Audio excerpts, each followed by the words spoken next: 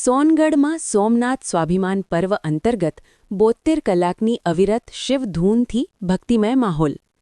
આસ્થા, શક્તિ અને સ્વાભિમાનના 1000 વર્ષની ઉજવણીના સંદેશ સાથે ઉજવાતા સોમનાથ સ્વાભિમાન પર્વનું આયોજન આખા ભારતભરમાં તથા વિશ્વભરમાં ભારતીય જનતા પાર્ટી દ્વારા નક્કી કરવામાં આવ્યું છે.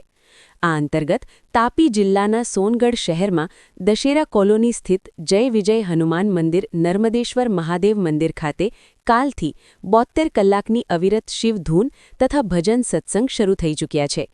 મંદિર પરિસરમાં સતત ચાલતી શિવધૂન, હર હર મહાદેવના જયઘોષ અને ભજન સત્સંગથી સમગ્ર વિસ્તાર ભક્તિમય માહોલમાં ફેરવાઈ ગયો છે. વહેલી સવારથી લઈને રાત્રિ સુધી મોટી સંખ્યામાં શ્રદ્ધાળુઓ ભગવાન શિવજીની આરાધના કરી ધર્મલાભ લઈ રહ્યા છે. શિવલિંગ પર નિયમિત રીતે પૂજા અર્ચના, અભિષેક અને આરતી કરવામાં આવી રહી છે. આ ધાર્મિક કાર્યક્રમ દરમિયાન સોનગઢ શહેર ઉપરાંત આસપાસના ગ્રામ્ય વિસ્તારોમાંથી પણ ભક્તજનો પરિવાર સહિત ઉમટી પડ્યા છે.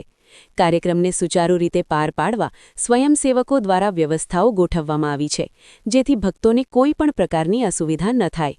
આ કાર્યક્રમ બીજેપી સોનગઢ પરિવાર દ્વારા આયોજિત કરવામાં આવ્યો છે.